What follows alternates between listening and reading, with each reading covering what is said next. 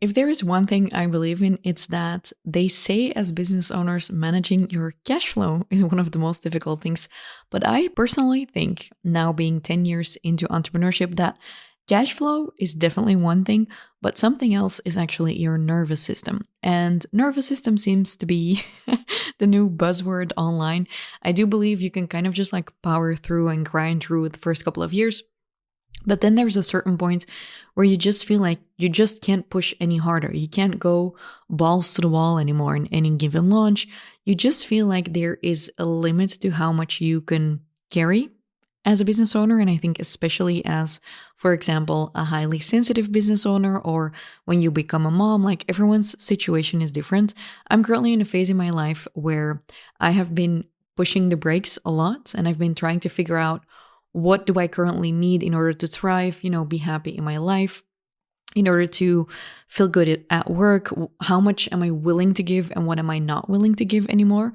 So in this episode, I kind of want to take you along with me into some healthy habits I've been installing, prioritizing even more to get my body in a more fit state and to kind of prioritize my nervous system as a highly sensitive entrepreneur. Let's dive in. Hello, and welcome to Fail to Win, a show where we love to make mistakes and learn from them so you can turn your passion into profits and live life on your own terms. I'm Amy van der Putten from FastForwardAmy, your host and coach, and I'll bring you a new episode with simple strategies every Tuesday. So before we dive into this episode, I feel like I just have to be honest. It's that I am one of those people who is basically almost always motivated for their business. But even for me, there is a wall. And sometimes I nearly bump into that wall, and I've just found that being in business is always dynamic. Your team will change, your ideas will change, the market will change. So if anything, we just got to make sure that we're taking care of ourselves. And I think when I was 22, I sometimes wore a lack of sleep or working really hard as a badge of honor. But now at 33, I kind of have to admit that there is a limit. And if I don't pay attention, I go over that limit, and it's just really not good. When I don't take care of myself, I can't take care of my team, my clients. I can't be the best version of myself in my relationship. And I'm not recording this as an I know everything episode, but more like I want to share with you what some of the things are that are currently working for me and why I have been installing them, let's say, into my routines. So the first healthy habit I have been really focused on since, well, basically, I think January 1st, but I've been practicing this for the last couple of years, and it's a little bit of a taboo topic, but a few years ago, I read a book about dopamine and addiction, and it really got me thinking about my alcohol usage. And if you've followed me for a couple of years, you've probably seen me literally drink a glass of wine in an Instagram live. I think when it was the year of, when COVID was there and everyone was just at home, for me and my then relationship, wine was just a really natural way to wind down at the end of the day. But a few years ago, I actually saw a friend getting sober who was addicted to alcohol, and she posted about it, and I thought it was so inspiring. And it kind of led me to dissect my own behavior with alcohol, and I wanted to figure out, like, oh, is this like an addiction? I kind of grew up in a society where alcohol is very much not frowned upon, actually kind of applauded, and I became a bit sober curious. So for the past 3 years, I've been mainly not drinking any alcohol, and sometimes I have drank, so I kind of vowed to myself, because I tend to go into over restricting and being too hard on myself. So I said, you know what? Let's not look at it as like a black and white thing. Let's just see what it does to your body. And I was actually really pleasantly surprised. And I started noticing that when I did have a glass of wine, even just one glass, 2 glasses, I would get anxiety. And that anxiety wouldn't just be the day after, but many, many days after. And so in the past year, sometimes at a wedding, you'll drink a glass of champagne or a couple of glasses, special occasion. But I've started realizing that, and I never thought I would say this, but alcohol really doesn't serve me. It makes me anxious. It makes me less motivated. It makes me less rested. My heart rate goes up. My Oura ring really showed me the stats. And so yeah, I guess I'm proud to say that I am very, very sober curious now. And actually, this year has been the year where I literally didn't even struggle anymore with the whole, do I want to make it a black and white thing? I've just kind of realized it just doesn't serve me, and I just thrive better when I don't drink alcohol. And this is kind of like the yellow car syndrome. I think when you do drink alcohol, and I don't judge anyone who drinks, by the way. I mean, I have a wine cellar. I love wine, all of those things. It's also not a big thing in my environment because everyone's like, oh yeah, you thrive, you do you. So I'm really grateful for that. But I think once I actually stopped looking at alcohol as the standard, that thing that goes with a dinner party, I started realizing how many high performers, celebrities, athletes all don't drink. I don't know how I never saw it before, but there are so many people in the world who are exceptional at what they do who rarely drink. Of course, there are also people who do drink. And again, I don't judge. I've just realized for me that it actually really serves me to not drink alcohol. There we are. And this is not something I ever thought I would say. I did realize it actually came pretty easily to me. And I know there's a big difference between, habits and addiction, and I'm not an expert. So you do with that information what you want. But I've just realized it does not bring me joy, as Marie Kondo would say. I mean, it brings me joy in the moment, but not after. Second thing that I have been testing out this year, from the start of the year, which has been really fun, is actually, they say sitting is the new smoking. And I was kind of not there. Like, I'm an online business owner. I sit at my computer a lot. I do a lot of laptop work. I'm also someone, I'm not necessarily lazy, but like I am lazy until I'm not. Like, I love going for a walk, but I first have to start going for the walk before I start enjoying it. I'm pretty good at being just like sitting and lying down. So at the beginning of the year, I was like, if there is one thing that I could change this year that would have the biggest impact on my life, my body, my nervous system, what would it be? And I don't know what happened, but I fell into this weird Instagram algorithm where all of a sudden I only saw people who had all of these like treadmill discs and treadmills in their living room. And, I have a treadmill disc in my office, but I rarely use it because I felt like I can only concentrate when I'm sitting down. I can't very well do recordings with all of that background noise. When I'm leading a meeting or I'm doing a coaching call, I kind of don't want to be disrespectful to people. But then I saw this one video on Instagram that changed my whole view on things. And it was this woman with this walking pad in her kitchen. And her husband commented on it like, you go, babe. You would never be able to hit those steps without. And it's just so cool to see you do it and just ingrain it into your daily life. And the more I started watching those videos, the more accounts popped up in my Explore feed. And this was this whole, how you can fall into this like, I don't know, abyss into the algorithm, and it can really not serve you or it can serve you. This really served me because what I saw is so many people who had just decided to prioritize walking. So I decided at the end of the year, this is going to be me. And I'm going to basically reverse cortisol from sitting down, and I'm just going to move my body more. So on active days, I try to go for 13,000 steps. My baseline is 8, like I can't go under 8. And my team and I are doing a 10K steps a day challenge for a whole month. And what I noticed is in the first week, it was kind of hard. So when I was staying in Dubai, for example, I would be working remotely. I would put my laptop up on the coffee corner. I would just not do any of my coaching calls sitting down.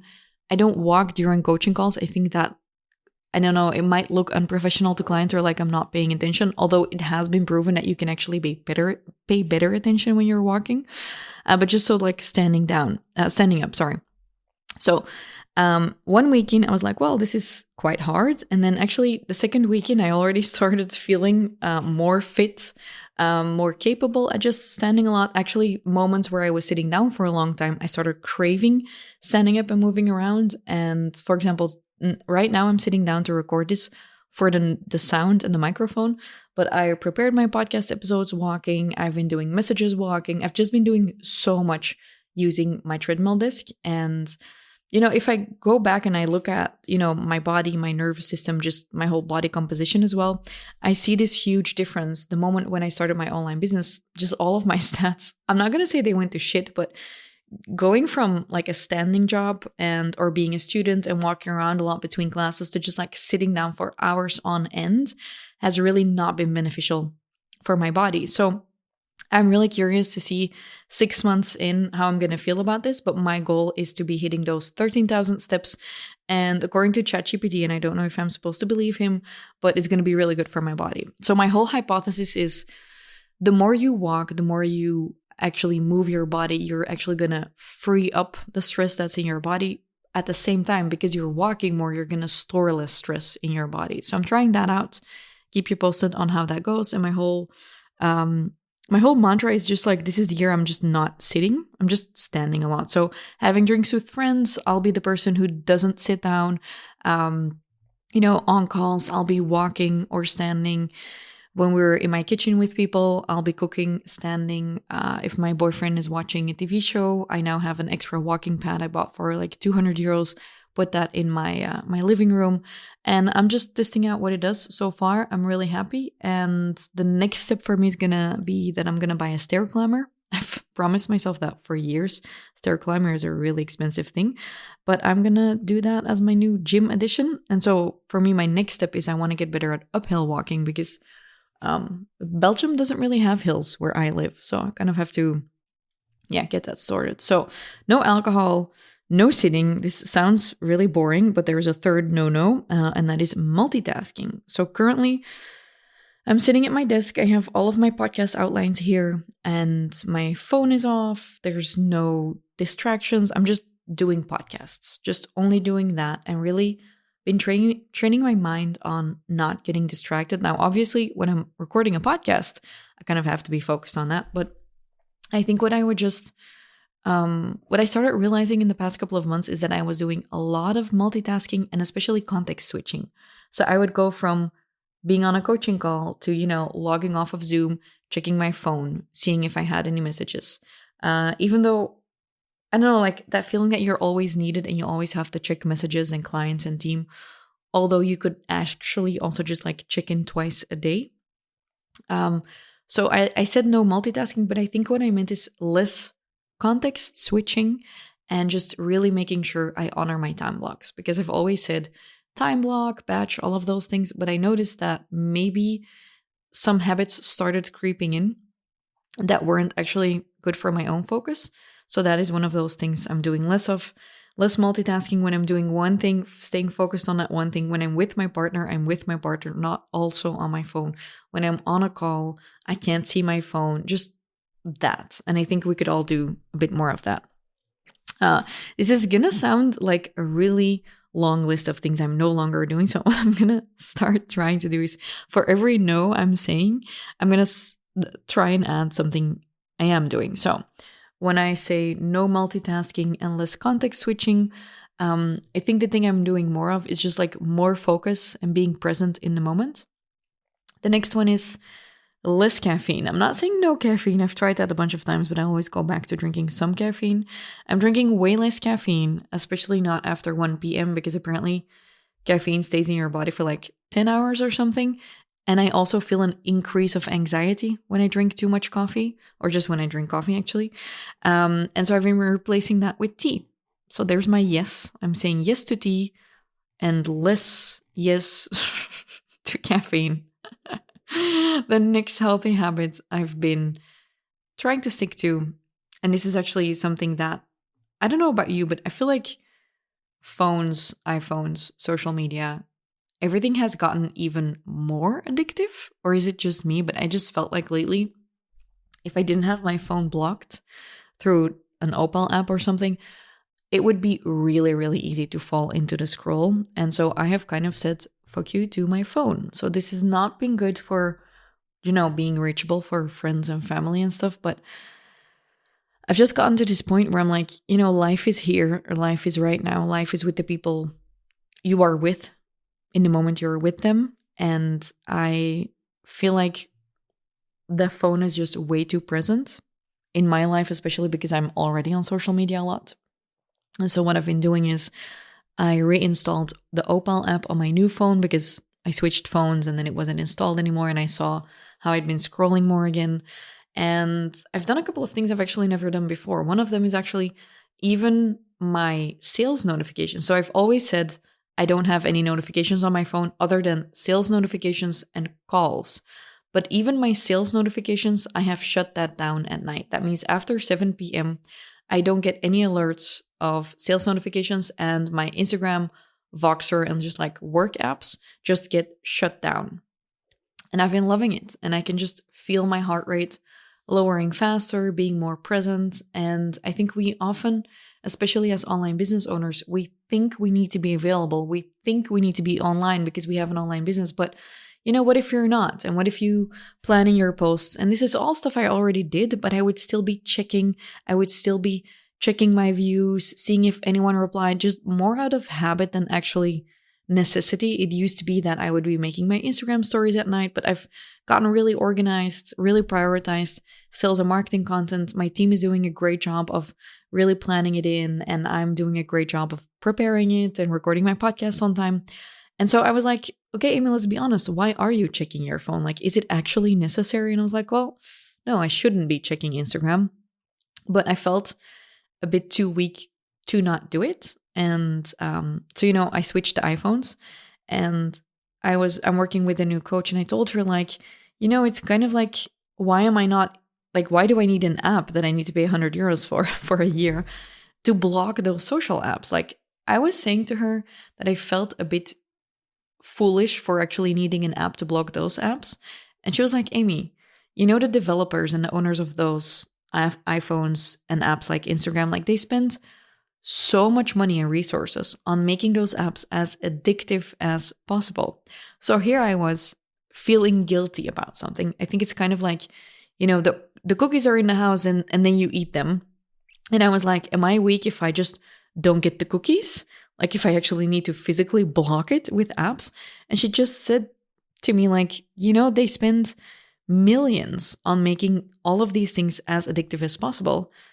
And I think that's when I realized, like, what, maybe I don't need to be stronger-willed or a good girl. Maybe I should just make this really easy for myself. And so I just installed the Opal app on my phone, and now I can't access my apps anymore unless I try really hard. And I have a couple of people on my team that I recommend this to. I recommend this to my clients.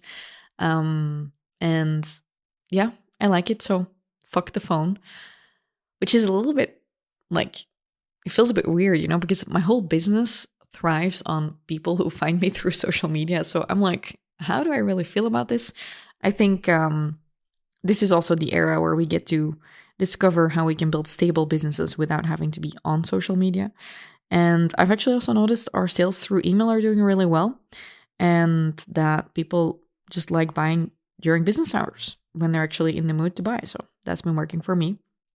Another thing I've been doing, and here I do need my phone for, long run I won't, but I have been meditating. In the morning, I'm doing a gratitude meditation. In the evening, I am doing yoga nidra, which is like a good way to relax both your body and mind. And I've been really loving that. It's been really easy to stick to that. I use the app Insights Timer, and I think probably there will be a point where I can just meditate myself, which is probably the whole point of the thing. But currently, it's been really helping me to just have an app.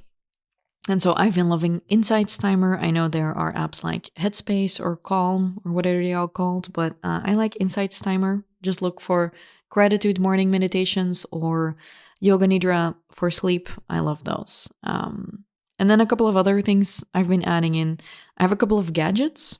I have a list of those gadgets. Maybe I can just make that list a lead magnet for this episode. Should I make that health links? Let me think about that. Do we want to do that? Health links. I kind of don't want to walk out of these podcast episodes and tell my team we're making even more lead magnets, but who knows?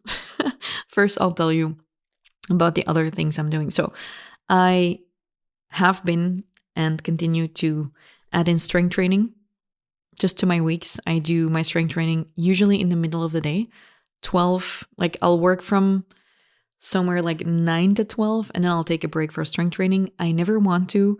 I always feel like I could keep going and I have so many ideas and I'm in flow, but I'm always happy when I did it. And then I take about an hour for lunch and a walk. And I think this is something not a lot of entrepreneurs do.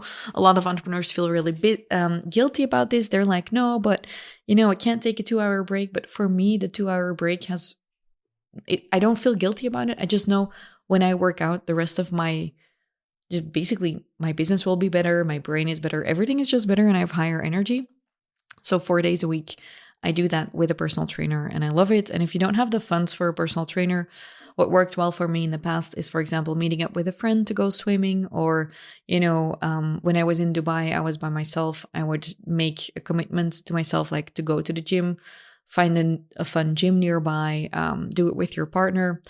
I am someone, I do need accountability. I think it's really easy to skip it when you don't have accountability. So just figuring out small ways to hack yourself really helps.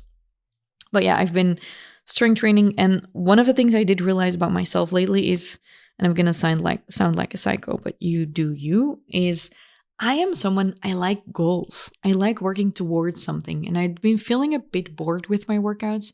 So I actually just asked my trainer, like, what is something that I could train for? Like, you see a lot of people running a marathon or doing a high rocks. I have a muscle disease, so I've always kind of assumed I can't do any of those things. But I'm trying to challenge myself on that. And I might do a competition maybe a year from now, but just like work towards something, because I feel like that really works well for my brain. So I might be adding some more intensity or some running to my trainings, which honestly, I never thought I would say that. By the way, I assume you might be listening to this and you might be thinking, no way could I fit workouts into my days. But if I look back at all of my years as a business owner and all of the people I've seen going under because of their business, there is one thing I have noticed, is that the people who consistently prioritize their health and their workouts and their food, they will always basically survive longer and maybe thrive faster. And I highly recommend the working out piece, be that with a trainer, group classes, with a friend, hacking yourself, I don't know. But if you've been wondering about, is your calendar actually still working for you?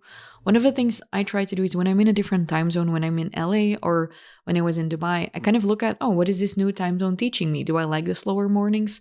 Do I like the workouts by myself, the evenings? And so I'm always tweaking the way I run my weeks. And what I mean by that is I recently did a 4-day challenge and I had planned it in 9 a.m. Belgian time, because I was like, I think most people will be able to join the calls at 9 a.m. But because I was in Dubai, actually, all of those calls were at noon for me. You know what I realized? I loved having the mornings to actually get ready to host the highly energetic calls. And I realized next time I should actually host a challenge at noon and not at 9 a.m. because that actually works way better for my energy. And then I have the mornings off to kind of get ready for it. And so what I want to challenge you on is the way you've set up your week and your work currently working for you? Or should you maybe consider changing it? Are you working out really early in the morning or at night? Is that impacting your sleep? Would it be better for you to do a midday break? And to just open yourself up to that possibility. So my clients and I, we call this the ideal week exercise. And it sounds really stupid and boring, but I've made it a little less boring. I've actually crafted a ChatGPT or an AI prompt. You can use this in Gemini, Claude, whichever tool you prefer. And you copy and paste the prompts from me. You can fill out a couple of details about yourself, what you're currently working on, the way you are wired, and you can copy paste that into any AI tool, and it's going to help you craft and design your ideal week that will help you accomplish your goals and all of those things. So if you want to steal my prompt, I made this specifically for my clients, but I'll gift it to you as a loyal podcast listener. All you have to do is just go to the description in the episode of the episode, or on Instagram on my FastForwardAmy account, message me ideal week and I'll send you the guide. So it contains a printable that you can just literally, color in and map out your ideal calendar. It also has the prompt. You can paste that into any AI tool. And if you've never done this, I really do recommend it, because what I've noticed through coaching, 8,000 entrepreneur, is that a lot of people think they want freedom, but when they have absolute freedom, they lack so much structure that they're actually aimless, and that is actually not satisfying. And when you start creating a little bit of structure, that will actually give you a lot more freedom than you currently might think. So, highly recommend it. I'll put the link in the description. Okay, and then so last but not least, I'm gonna be buying a sauna. So I'm creating a wellness corner in my house, sauna, cold plunge, all of those things. And what I do is I get a lot of massages. I take a hot bath at least once a week, a massage once a week, sometimes twice a week. And I know this sounds incredibly like expensive, but hear me out for a moment. So a hot bath, if you have a bath, amazing. A hot shower could even work. It's really good for your nervous system to do that before you go to sleep, for example. With the massages, I did this funny thing. I made a post on Instagram, and I'd made the post about things my trust fund pays for, which was actually a joke because all of the things I listed are things I pay for. And I asked people, out of all of the things you see on here, and it literally contained a helicopter ride, business class flights, all of those things, like what is the number one thing you would love to have the funds for? You know what 80% of the people who commented on that post said? Almost all of them said, as many massages as you want. Massages. I don't know what the British and the UK, British and the US version of this is, but I thought that was so interesting because it depends on where you live and where you go, but from, let's say, 60 euros, and unless you're in Thailand, of course, you could get that every week. And I personally, I don't go out to bars. I don't drink alcohol. I don't spend money on parties, but I'll spend money on that. Even before I'll spend money on takeout or going to a restaurant or something. If you wanted to make that happen every week, you could. But I believe there is still a little bit of a taboo attached to all of those wellness things because people can see how normal it is to spend money on a restaurant. And when you go out to eat currently in Belgium, you will spend 60 euros very easily or 75 euros. But spending that money weekly on just like literally getting touched, and I don't mean this in a sexual manner, can actually benefit your nervous system so much. I personally swear by it. I think people should, get it done more. And if you've been waiting for permission to plan that in for yourself every week, you should. And what I realized is a couple of years ago, I had a client, and this was back when I was a fitness coach, and he would get a massage at home every week. And I remember thinking, like, how luxurious, like, how epic is that? Like, how rich do you need to be to make that happen? And so what I've learned from money mindset stuff and from running my business and growing my business is that every time you think, wow, how cool, I would like that, is to actually run the math and actually look at what would that cost? Because it might actually surprise you that you can plan it in or that you could make a trade in order to make it happen. So there we are. If you want to revamp your week, make sure you grab my guide. And just to walk you through what we did today is we looked at some of my healthy habits that I'm applying at 33 to get a fit body and a nervous system as a really highly sensitive entrepreneur. And yeah, all of these make a massive difference. And this changes, honestly, every week, every quarter. I'm prioritizing different things. I do think as we get older, it's not getting easier. And like, I'm not even a mom, so I can only imagine how much you need all of this as a mom and how little time you have, because I have a lot of mom clients. So I know from them how difficult it is. And so maybe the last thing I want to add is that when you grow up in Belgium, there's a lot of talk about needing to do things yourself. I don't really know how to explain this if you're not from here, but we're a very individualistic country. They're like, you should do things yourself. You should be smart. You should be strong. Don't ask too many questions. Figure it out. And I think for me is that I've really figured out that I can't figure it all out myself. I do need my personal trainer. I do need other people to hold me accountable. I do need some help with the meditation app. I do need the extra app to, block my other apps on my phone. Like, how ridiculous is that? But I've just been visiting this principle of like, why make it hard if it can be easy? Why make it hard if it can be easy? That's the question I want to leave you with today. Okay? Have a happy day and talk to you next week, Tuesday, because every Tuesday there's a new episode. And if you like the podcast, leave me a review and hit subscribe so you get notified every week when we have a new episode. Okay? Bye.